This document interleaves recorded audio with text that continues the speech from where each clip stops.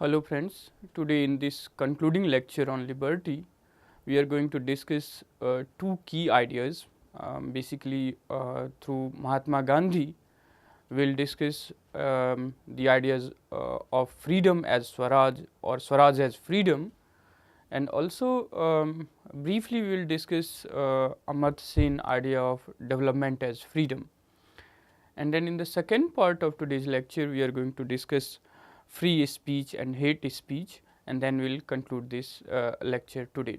So, in the next lecture, we are going to discuss the next topic in our course. So, so far we have had discussion on liberty, and we try to understand it through the ideas of some thinkers, particularly from the West, say Locke, Rousseau, John Stuart Mill, and certain conception of freedom like republican notion of freedom, negative and positive liberty, freedom as an autonomy through Kant, and so on.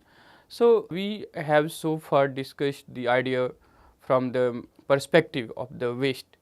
In this lecture, we are going to focus also on the Indian perspective on freedom, particularly through the ideas of Mahatma Gandhi, Swaraj as freedom, and Amartya Sen idea of development as freedom.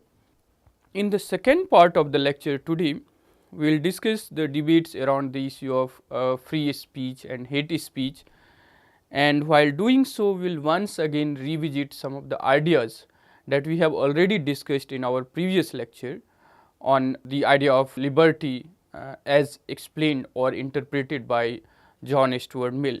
So, when we will discuss this free speech or hate speech, what is free speech, what could be the reasonable restriction to free speech, we will revisit some of these ideas of John Stuart Mill.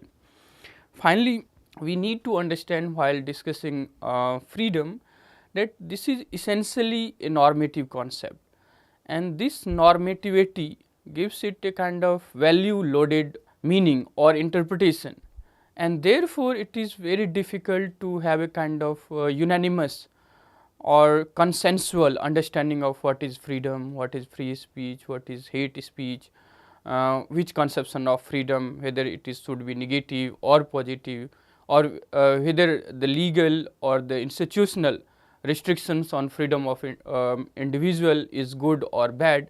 These are some of the contentious issues which we have been discussing, and precisely because of its normative nature, it is very difficult to have a kind of consensual, unanimous understanding or interpretation of the term what is freedom. However, what we need to take into account is in all these contested interpretations or understanding of freedom, there is one agreement on the role of freedom for the progress or development of individual and society as well. So, no matter what is the interpretation or meaning that is attached to the idea of freedom, every individual or society tries to develop itself through their idea of good or bad, and in doing that they require the freedom from any kind of interference and restrictions from the external forces. So, freedom is not just desirable in that sense, but also considered as the prerequisite for the growth and development of any community or individual. So, if we come to discuss this term Swaraj, and many of you may be familiar that in Indian anti-colonial struggle or nationalist movement, this term Swaraj was the rallying point for many groups, parties, leaders, and movement. So, they all want to have Swaraj from the foreign rule, that is the British rule, and although the consensus on having this Swaraj, but very limited or a kind of confusing understanding of what Swaraj is. And in that context, Mahatma Gandhi tried to not just theorize what is Swaraj, but also give it a more wider connotation, where he conceptualized Swaraj is something more than just freedom from the foreign rule or British rule, but also about the self rule, the ability to govern oneself, and that we will discuss in a moment. But we need to understand this term Swaraj itself, or what we also call the self-rule, is derivative of Swaraj, the term that was often used during the anti-colonial struggle in India, which is associated with this anti-colonial freedom struggle in the early decades of 20th century, when in the nationalist movement, if you recall, there was one phase of our anti-colonial struggle where we wanted some kind of self-representation within the overall paramountcy of British rule. So, we did not really aspiring for complete independence from the British rule. We wanted some kind of dominion status or some kind of better representations of Indian in the administration and so on, or making the British rule itself more liberal. So, in those contexts, this term Swaraj, or it has many derivative in local vernacular like Suraj, or especially the Gandhian ideal of Swaraj imbibe a kind of churning or a kind of agitation in the masses for fighting against the British and for the political independence of India. Prior to that, the nature of, or the characteristic of nationalist movement was very much limited to the middle class or English educated middle class, but Gandhi through this term not only imbibe the ethics of fighting through non-violent means, through satyagraha and so on in the masses, but to instill in them a sense of self-independence, a sense of self-rule, and that was Gandhian perspective or Gandhian key to Swaraj.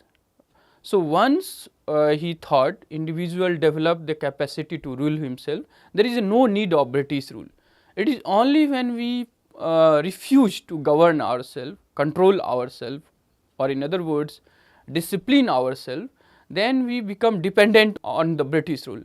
And in Hind Swaraj he makes such arguments where the Britishers are here because we want them to be here, we collaborate with them, we cooperate with them. Once we stop cooperating or refuse to collaborate, then British has to go from India, and we need to learn for that how to govern ourselves. So, that is the kind of the idea that Gandhi used to not just make the national movement more popular, more mass based, but also to instill in them a sense of belief or confidence to recognize their own ability to govern oneself, to discipline themselves, and that is how he approached this question of Swaraj. So, this term however is not very new, and in Indian intellectual tradition, especially the Chandogya Upanishad mention this term Swaraj. The other related or somewhat similar term that is often used in Indian discourse on this question of freedom and liberty is the idea of mukti, which is more a kind of liberation, a deeper, more philosophical and also a kind of transcendental sense of freedom that is attached to it. And from everyday pragmatic struggle of human existence and the contradictions that human faces, the notion of mukti takes it beyond that. And in Indian tradition, one of the four purusartha, that is dharma, artha, kama and moksha. So, moksha or mukti is somewhat about transcending the limits or contradictions of everyday life and to enjoy or to realize the true freedom when once attain that state of mukti and so on.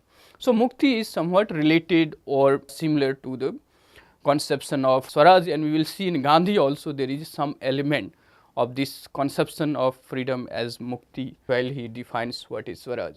So, however, in modern times the word Swaraj convey a more social and political nature of the concept than the otherworldly notion of the mukti. So, the Swaraj becomes the rallying point, especially during the early decades of 20th century. So, during the nationalist struggle, Dadabhai Naoroji for the first time introduced this concept in Indian National Congress in 1906, and since then for almost 2 decades or 3 decades, this idea was a often repeated idea without any substantial meaning attached to it or without any kind of unanimous understanding of what this Swaraj is.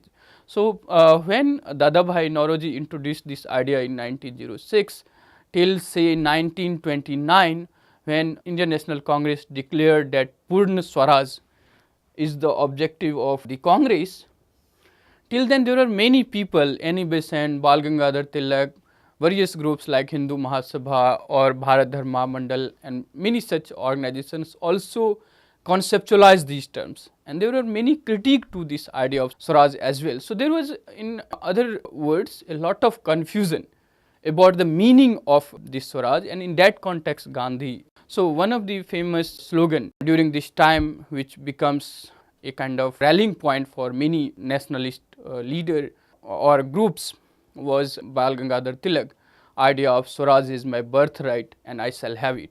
So, this idea was a kind of politically and emotionally often used, repeated by many people without any common understanding or without any agreement as to what this idea was all about. So, from dominion status from the British to more self-representation to complete independence and so on was a kind of varying interpretation or understanding of this concept Swaraj.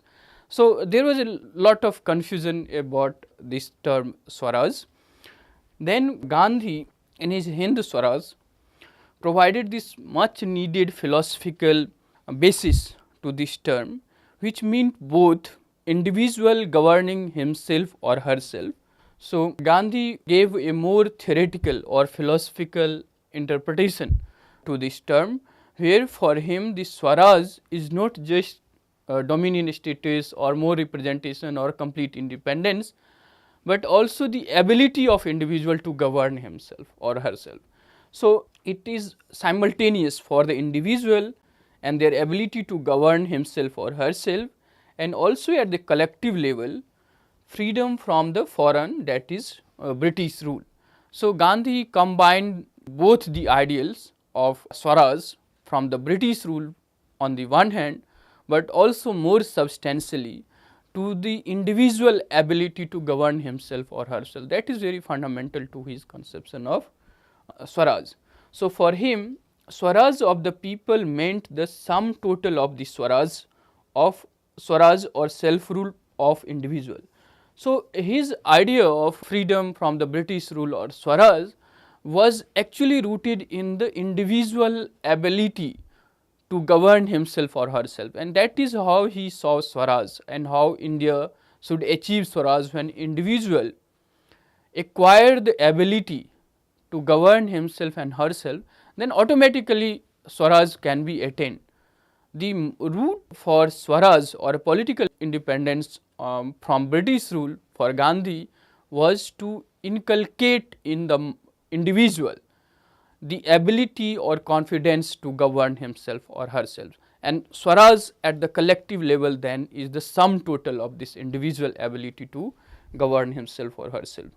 So, Swaraj is much more than freedom from all restraints. It is about self rule, self restraint, and could be equated with moksha or salvation. So, that stage of transcending all limitations, all restrictions, and developing a self discipline or leading a life which is truly independent from any kind of restrictions or interference.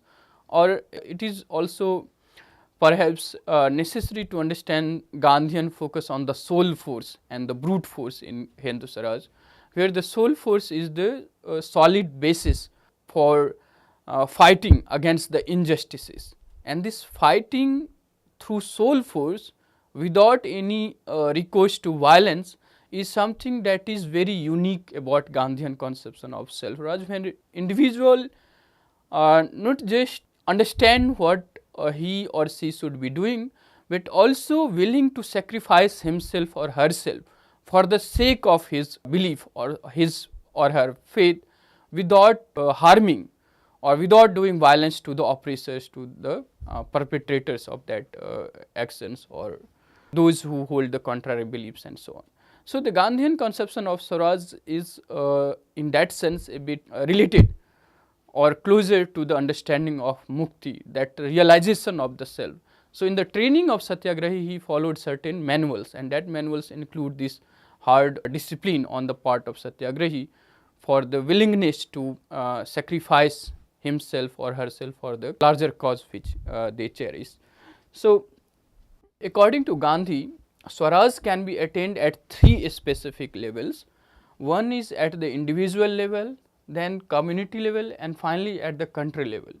So, at the individual level, a citizen or individual attains freedom or liberty through self-control, or Swaraj here, that means Swa is the self. The ability to govern oneself is how he defines Swaraj, and this self then works both at the individual level and at the collective level. And again at the collective level, it has two dimension or aspect to it. One is at the community level and then at the national level. So, he argues that an individual or citizen attains freedom or liberty through self-control or Swaraj of the self, and it is more about self-control or self-mastery at the individual level.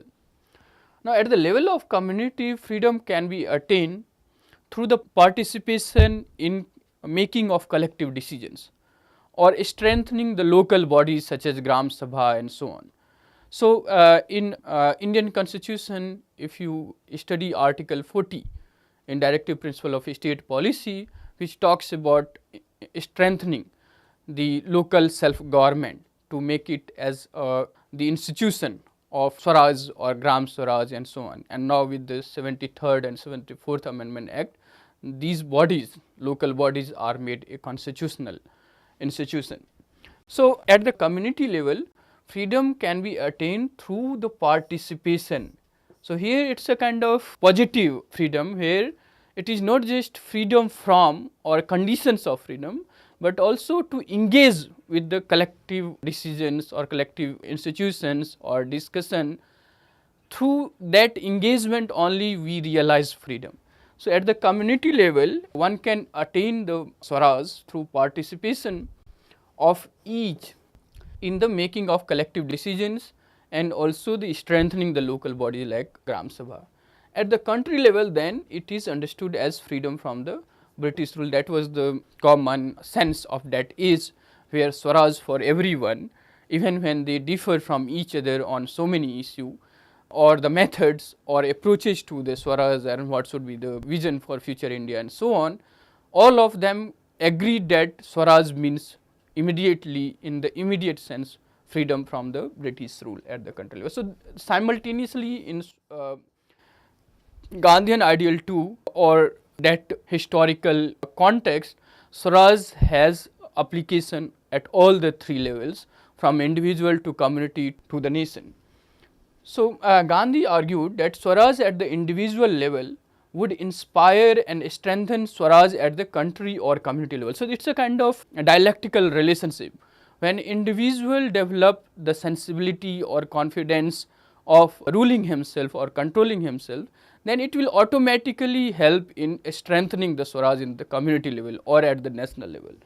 So, that means at the individual level, where an individual attains Swaraj or self-rule and become his or her own ruler or master without being interfered with by others, would further lead to freedom or liberty at the community and the national level. So, there is a kind of chain reaction to one's realization of Swaraj at the individual level and its simultaneous extension at the community and finally at the national level.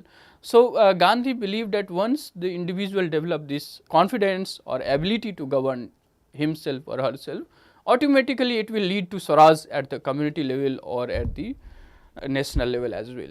So, thus the meaning of Swaraj is not limited merely to self-rule or freedom from the British, but it has a very broader connotation too. So, for Gandhi, the idea of Swaraj is not just merely a kind of political independence from the British or just about the ability to govern oneself, but it also entails a kind of engagement, a participation in making the collective life or the community life, national or at the local level, which should be reflective of this idea of autonomy or independence, or what he calls Swaraj. So, Swaraj is not something that is limited to either political independence or individual capacity to govern himself or herself, but it must be realized at the every level of our public life, starting from individual to the national level. So, Gandhi emphasized that India should not be ruled by any foreign power, including the British, and the people of India should not follow or practice Western form of civilization or governance, that he argued in his very powerful text Hindu Swaraj, which we are not going to discuss, where he provides substantial critique to Western civilization, which he often calls modern civilization, and its danger if India were to blindly follow the Western modern civilization. So, that critique we are not discussing here, but he wanted India to follow an alternative path of governance or managing its public life, and that he calls the idea of Ram Raj. And this is similar to, as I have been discussing about this self rule at the community and national level, where individual, each one of them participate actively in the decisions that govern their collective life, both at the national level and at the community level. So, he argued that Ram Raj, or a kind of enlightened anarchy, this is something which is very unique to Gandhian conception of Swaraj, where he thought that individual progress or individual freedom is of paramount interest, and there should not be any compromise to that freedom of individual or the self. Now, to ensure that the individual freedom is not compromised or interfered with, he was actually conceptualizing a society which will be more like a kind of enlightened anarchy, where there will not be concentration of power in the hand of the state. And he was very skeptical or suspicious about the role of the state and its enormous monopoly of violence or power. So, he argued about a kind of decentralized, loosely confederated system of managing a public life through participation of the individual, but at different levels without concentration of power or centralization of authority. So, he talked about a kind of enlightened anarchy that could be a better guarantee to individual freedom. So, he was very suspicious of the power of the state, especially its monopoly of violence and concentration of authority, and argued in favor of a decentralized rule in the form of local self-government. And this is the Gandhian legacy that we have in Indian democracy, where all the parties do have some kind of consensus about the decentralization of power. So, of course, in the actual political, you will see time and again parties or leaders trying to concentrate the power, but the overall trend is about making the power or the authority more decentralized.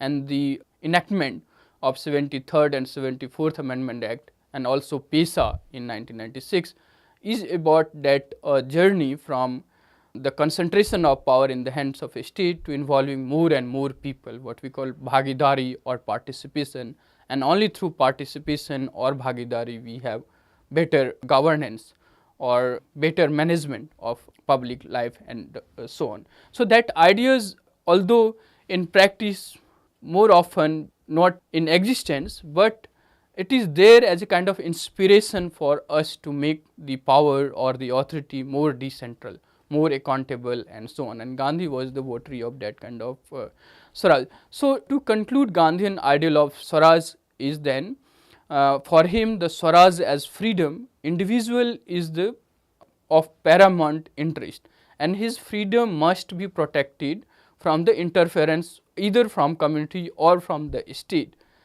and individual then must also participate in the collective life of the society or the nation to actually realize this Swaraj. So, in this conception, Swaraj at the individual, community and national level is interrelated and not isolated and separated from each other. So, that is how Gandhi conceptualized Swaraj as freedom, which not only includes political freedom or political independence, but also individual's ability to govern himself or herself. So, next we will discuss this idea of development as freedom. So, Amartya Sen in his book Development as Freedom argues about freedom being a primary object as well as means of development. So, he connects these two ideas of development and freedom together, where he considers freedom both as a primary object and also as a means for development, and this interrelated reciprocal relationship of development and freedom is something which is very unique to this conception of freedom in Amartya Sen. So, he argues that the assessment or the measurement of development cannot be divorced from the lived experience or the real conditions of freedom of the people. So, the measurement of development cannot be removed or divorced from the actual lived realities or conditions of freedom or unfreedom of the people, and that freedom or unfreedom is not necessarily political or legal in nature, but also about say healthcare or opportunities in life. If the individual who is capable are not getting opportunity to explore those capability or skills, that is also regarded as a kind of unfreedom, or the individual not having the basic health care or basic education also curtails his or her freedom to develop himself fully or to a great extent. So, there are different conditions of unfreedom, and that not necessarily always be political and legal in nature. It may be social, it may be educational, it may be about healthcare, it may be about social opportunity, it may be about equality and so on. So, those conditions, the real lived conditions of people cannot be ignored when one theorizes about the freedom or when we measure or assess the development in any society. So, in the assessment or measurement of development, one also need to take into account the conditions of freedom or unfreedom of the people. So, according to Sen, thus merely the growth or enhancement in the GNP, that is the gross national product, or the industrialization or technological advancements in itself is not enough to measure what is development. Although these growth of GDP or GNP, industrialization or technological advancements have substantial influence in our life. So, if the economy is doing well, it will help everyone, but this growth in itself is not a sufficient or appropriate measure to assess development. Their significance depends on the fact that how far these are, that growth in GDP or GNP, industrialization or technological advancements are helpful in enhancements of the people's freedom. So, the people's life expectancy, literacy, healthy life, escape from the preventable diseases and so on, these are the conditions which affect individuals' prospect or chances in life, and those conditions, how far the growth in economy tackle those conditions, also need to be taken into account when we assess development in any country or any society. So, thus while arguing about taking a broader view of development, not reducing it merely to the GDP number or GNP number, but a kind of broader understanding of development, that taking into account the advancement of freedoms in people's life as crucial measure for assessing development in any country or society, Sen also argue that there are interdependence of freedoms. So, one kind of freedom leads to another kind of freedoms, and then together constitute a society which is more free, more prosperous society. So, that is to say, freedoms are interrelated, and one kind of freedom lead to another kind of freedoms. So, he classifies 5 such kind of freedom, which should not be taken as a given. One can include many other forms of freedom in that, but together these 5 categories of freedom as classified by Amartya Sen gives us a broader understanding of not just what is freedom, but also what is development. So, these freedoms are first economic empowerment of the masses, that is very crucial, but also political freedoms, social opportunities, protective security for those who are marginal, unprotected, dependent or vulnerable, and transparency guarantees. Now, these all kinds of freedom together constitutes what Amartya Sen calls development as freedom. So, taken together, these all gives us a broader view of not only the freedom, but also the notion of development in Amartya Sen idea of development as freedom. Now, to the second part of this lecture, we are going to discuss very briefly about this free speech and hate speech.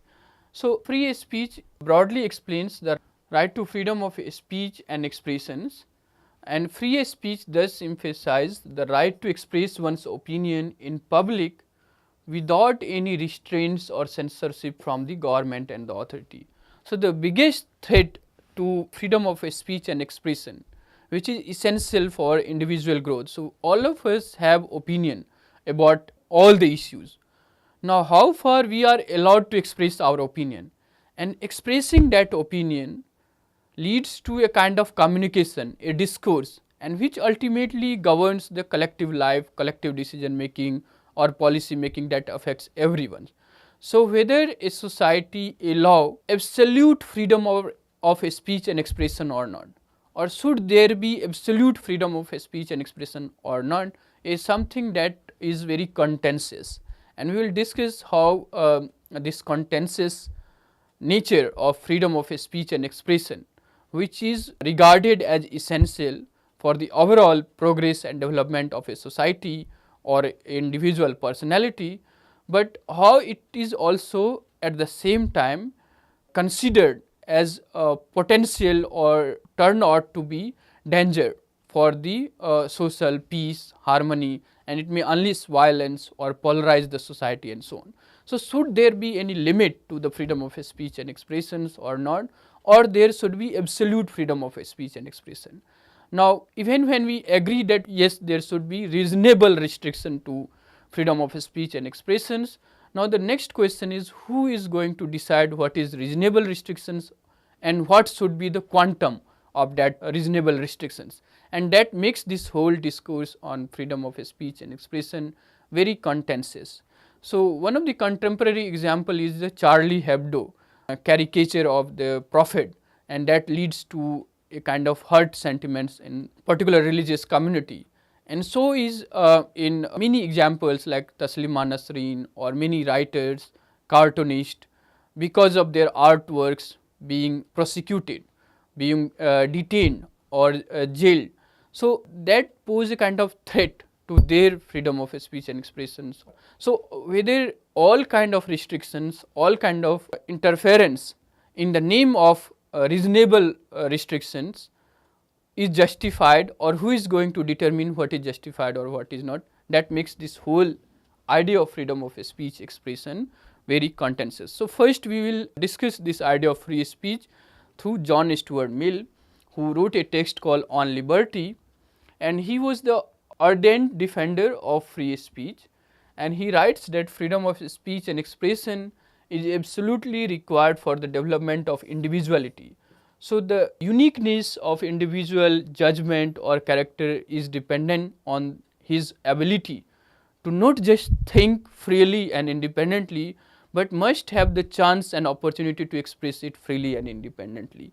So, to develop individuality and creativity in human personality, the freedom of speech and expression is absolutely necessary. He pointed out that every speech is important, no matter how immoral it might seem to others, and this point, whether all the speeches should be allowed or permitted or not, we will discuss in a minute. But even if it is seen immoral or bad in the eyes of many, yet that speech must be allowed to be expressed. His defense of this freedom of speech and expression can be better understood by these quotations, where he says that if all mankind minus one were of one opinion, and only one person were of the contrary opinion, mankind would be no more justified in silencing that one person than he, if he had the power, would be justified in silencing mankind. So, here it is a very crucial to understand that the opinion of one person is as valid as the opinion of the rest of the mankind, and the one person's ability, if he has the opinion and courage to silence the mankind, is more defensible than the mankind silencing the opinion of one person. This we can understand through many examples, like many revolutionary ideas or transformative ideas were there in the mind of few or one or two individual, and then it shaped the new discourse, it determines the nature of modern society and so on.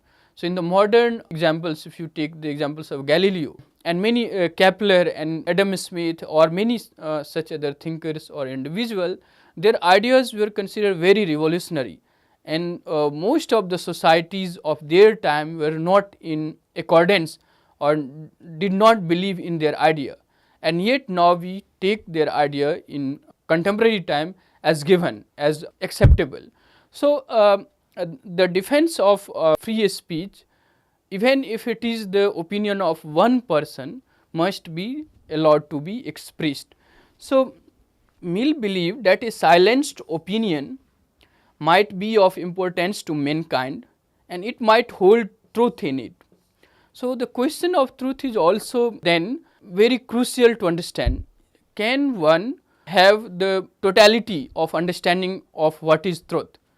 So, Mill argues that there is no absolute conception or understanding of truth. It is seen from various perspectives, from various point of view, and all the point of view must be expressed, even if it is the minority voices or the voices or opinion of one person, because even that minority voices or the opinion of one person may contain some elements of truth, and that elements of truth will help in the overall prosperity or development of that society. So, silencing that minority opinion or the opinion of one person is detrimental to the overall progress of the society itself, and therefore, all the opinion in the Mill's conception of freedom must be allowed to be expressed. So, the majority voice on the other hand might have certain dogma or prejudices which can be rectified if all the opinions are expressed. So, here also the benefit of free speech according to Mill is that even if some opinions are biased, prejudices or untruthful, yet its expressions, if it is expressed, then the humanity have the benefit of reasserting their confidence in what they think is right. But if what humanity thinks is in fact wrong, then the expression of one's person opinion will rectify that mistakes.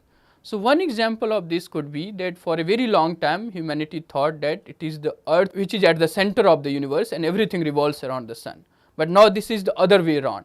So, this belief, which for a very long time was considered as truth by the humanity, can be rectified if the opinion that is contrary to this belief is allowed to be expressed, and that is how humanity benefit from the speech and expression in all the circumstances, even when the opinion is biased, untruthful and so on.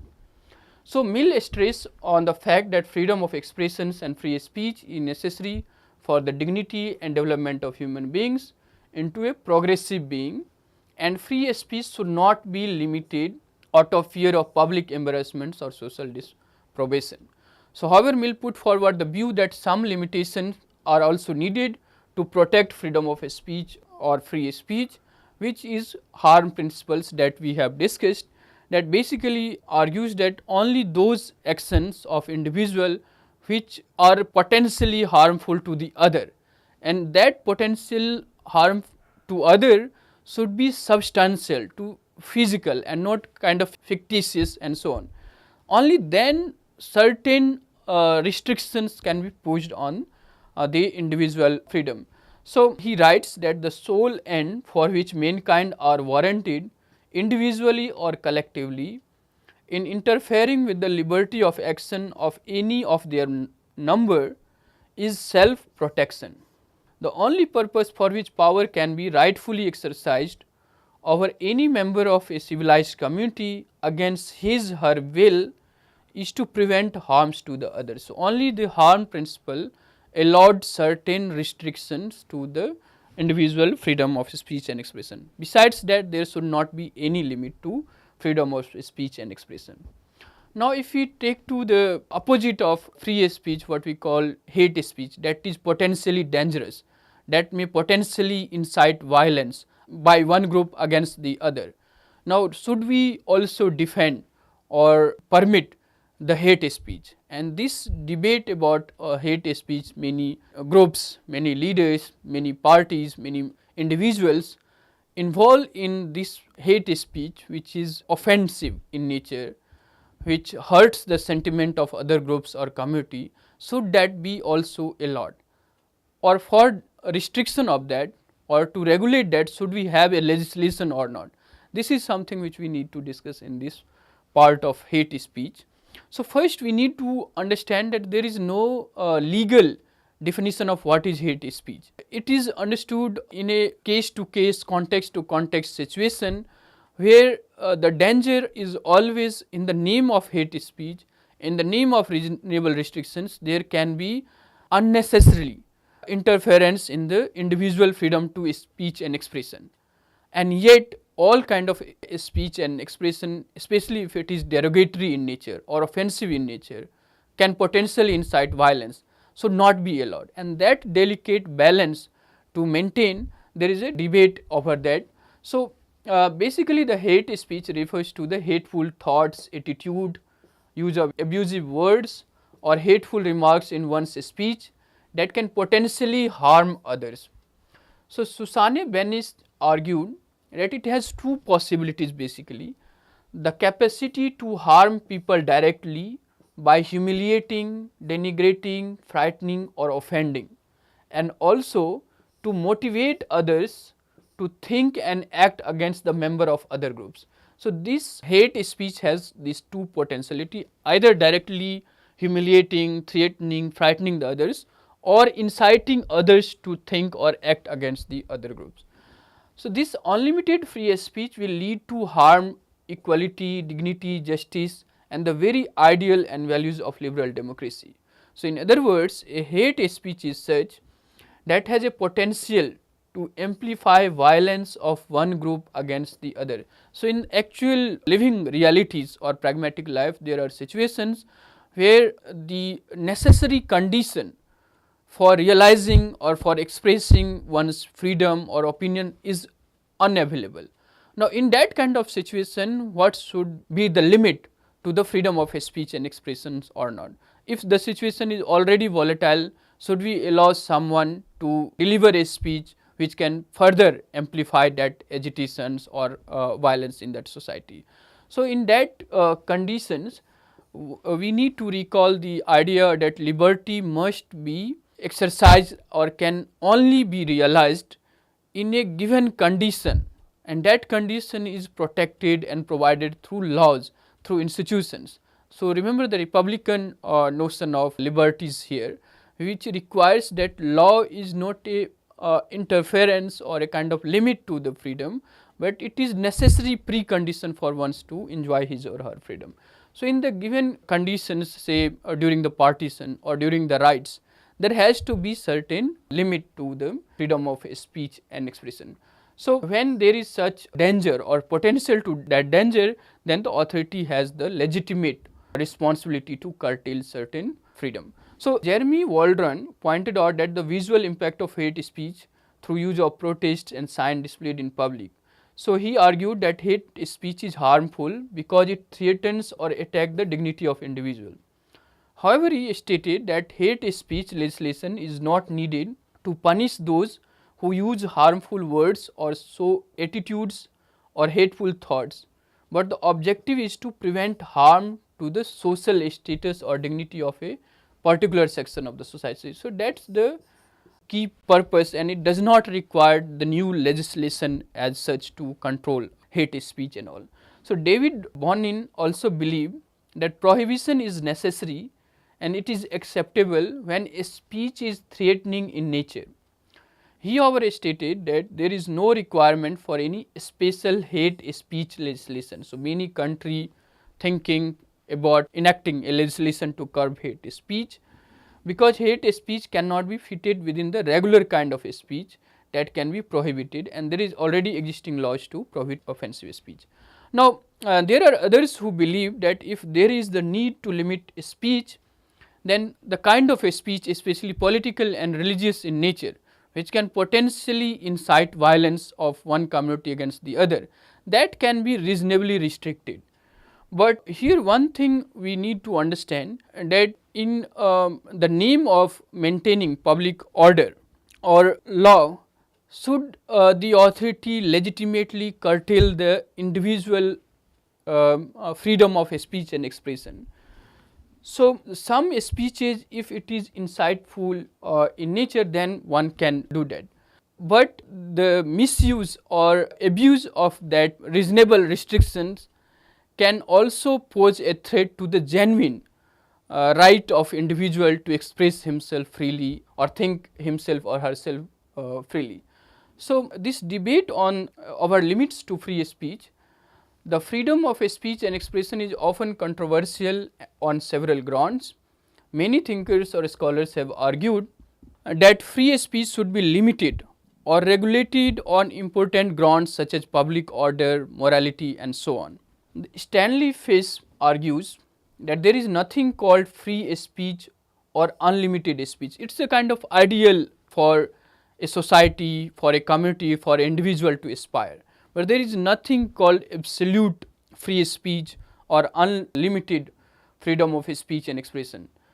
He states that there is no society that has not practiced limitation over speech, where the speech is not restricted to a certain extent. So, all the society pose certain limit or regulate this freedom of speech and expression. Human rights documents also suggest limitations on speech because it may lead to harmful speech or can create offensive speech if there is no restrictions on free speech. So, it is also believed that a speech should be limited to maintain order in society. So, at times it is often difficult to maintain a balance, as I was saying, between the ideal of free speech and expressions on the one hand and requirements of the maintaining public order on the other. So, the other contentions point here is, now who is responsible for maintaining the law and order? It is the institution of the state. However, it is often seen that it is the free speaker, the individual, who is asked to curtail or compromise his speech or his right to speech and expression to maintain order in society. So, the responsibility to maintain order is somewhat delegated from the institution of the state to the individual, and that is something which is very problematic in this contentious relationship between freedom of speech on the one hand and maintaining law and order on the other.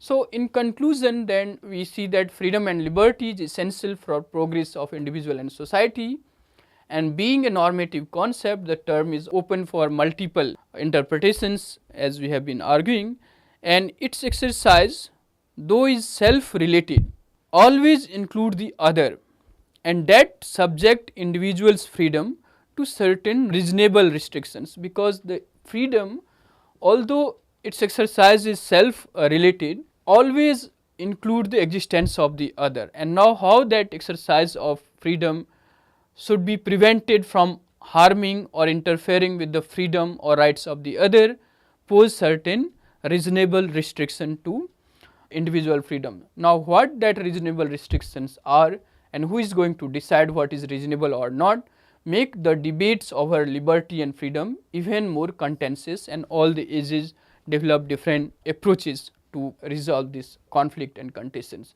So, this we have seen while discussing this freedom of free speech and hate speech.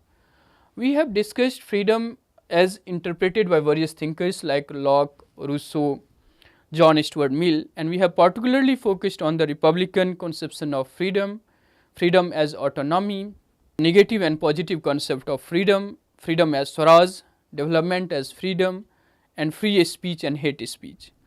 So, these are some of the things which we have discussed on this concept of liberty and freedom. So, although its conceptualization and interpretation differs, the idea of freedom and liberty is central to any political discourse. It includes not only freedom from, as in the negative freedom, but also the freedom to achieve self mastery. In other words, freedom can or should be understood as not merely as the conditions but its actual realization require the individual to act, to participate, to engage in order to meaningfully realize one's freedom. So, freedom is something which one can realize when one act upon the conditions of freedom that is available to him, and that makes the idea of freedom and its centrality lies in the fact that it has the constitutive element of developing oneself, developing one's personality, developing one's creativity and expressing it freely without any restrictions or interference from other. But that requires not just merely the conditions of freedom, but also the willingness to participate or to engage in the public life. So, on this lecture you can refer to some of these books like Bhargav and Acharya, Political Theory and Introduction, Hoffman and Graham, you can also look at the chapter on liberty. John Stuart Mill you should read to understand his defense of free speech, even when then speech is not truthful, as I have discussed, how that can help the humanity nonetheless. So, Mukherjee, Rudrangshu, you can read Gandhi's Swaraj, his conception of Swaraj, and also Brown C. Mackenzie, Swaraj, the Indian ideal of freedom, a political or religious concept, will give you the perspective of Indian approach to freedom through Mukti or Swaraj, and especially the progression of Swaraj and its different connotations during the anti-colonial struggle. Again, development as freedom, for that you should read Amartya Sen, Development as Freedom, an Indian Perspective, and also Siddharth Narayan, Hate Speech, Hurt Sentiment and Possibility and Impossibility of Free Speech. You should read to understand some of the debates on free speech and hate speech. So, that is all for today's lecture. Thank you for listening. Thank you all.